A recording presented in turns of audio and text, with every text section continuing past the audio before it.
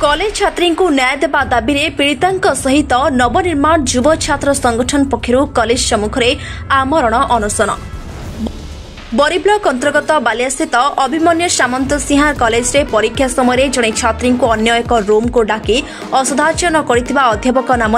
बरी थाना लिखित अभियोग हेबार इतिमध्य 8 दिन ऊर्ध्व होईगलानी, किंतु एबे भी पुलिस हाथ में अभियुक्त अध्यापक धरा पड़ा नहीं, जहां पुलिस पारिबा पड़िया उपरे प्रश्न उठाउछि। छात्री को असदाचरण घटनार अभियुक्त को पुलिस घंट घोड़ाउथिबा अभियोग आनी आज कॉलेज सम्मुख में पीड़िता सहित नवनिर्माण युव छात्र संगठन कर्मकर्ता आज आमरण अनशन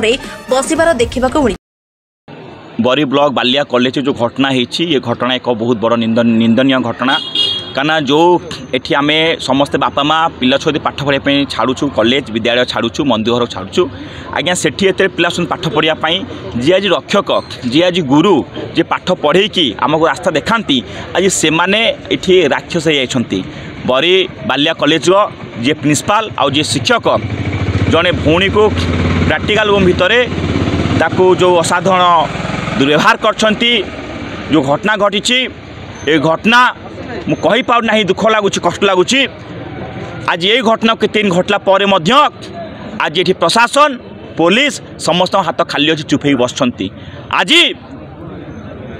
गोटे भौणी न्याय पहुँचुची ये बसुची कथा कौन सरकार अनैछि तो जीवन चलीगला से न्याय देवे तांकु तुरंत गिरफ्त करके जेल को पठा जाऊ। कारण जदि ऐसा न करेंगे ताहले आगामी दिन में भुवनेश्वर मुख्यमंत्री होम मिनिस्टर शिक्षा मंत्री क्या को छाड़बुनु लड़े तीव्राकर हम ए लड़े बरी सारा ओडिशा जीव और भुवनेश्वर जो अच्छा मुख्यमंत्री मोहन माझी तांको बासभवन घेराव करिबो कहीं तमें आज ये अच्छ जो गोटे झील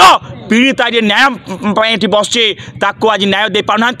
पुलिस कहता हाथ खाली आ प्रशासन चुप हो बस। अश्विनी कुमार नवनिर्माण युव छात्र संगठन जाजपुर जिला संजोग।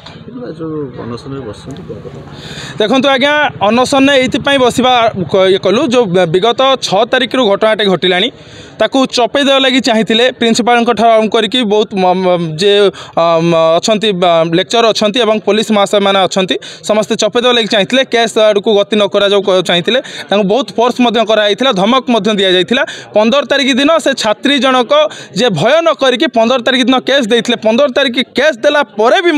आज पर्यंत तार कौन भी तदंत है ना आज्ञा दोषी आज पर्यंत दंड पाइलानी। आम मु 20 तारिख दिन आज्ञा आसती ये एडिशनल एसपी कानून गो सार आसते कलिया सब एसडीपी आसते आईएएस मैडम मैंने समस्ते थे बसिक कथा होलु से बसिक कथा भितर से कहले कि जे आम 10 दिन मुझे समय देली कहली आज्ञा 10 दिन समय दिखाँ मुझे 10 दिन समय दूँ दोषी की दंड दि जाऊ दोषी की धरी पारे ना सी 10 दिन न कहले 10 घंटे धरदेबू 10 घंटा न धरी पारू ताले आप कहे आज्ञा 10 घंटे धरिया कथा कहते आज्ञा 10 घंटा कथा छाड़ 2 दिन है आज पर्यटन कौन भी खबर ना तो से पुलिस प्रशासन को भयंकर निंदा करुच्ची सहित जो राज्य में आज्ञा डबल इंजिन सरकार चलती डबल इंजिन सरकार कथा कहते से डबल इंजिन सरकार ना आज कौन डबल जो दुष्कर्म हवा लगी चाहते कि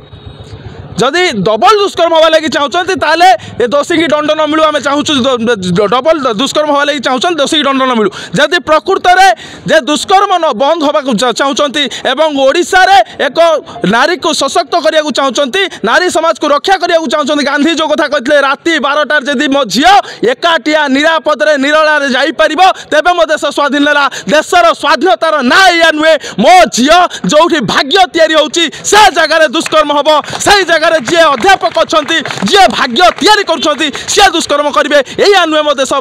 जे स्वाधीन करते बड़ बड़ भगत सिंह आरंभ कर गांधी आरंभ कर समस्ते स्वाधीनता संग्राम मैंने बलिदान देते ये नुहे आज्ञा से आम आपको घोर निंदा कर पुलिस प्रशासन आरंभ करके जिला प्रशासन को आम आज अनशन बसिक नवेदन करुचु दोषी की दंड न मिलला पर्यंत आम ए जगह बसू आज्ञा कुआडे भी उठिकी जीवनु। जाजपुर जिला प्रतिनिधि विश्वजीत मोहंती रिपोर्ट खबर टुडे।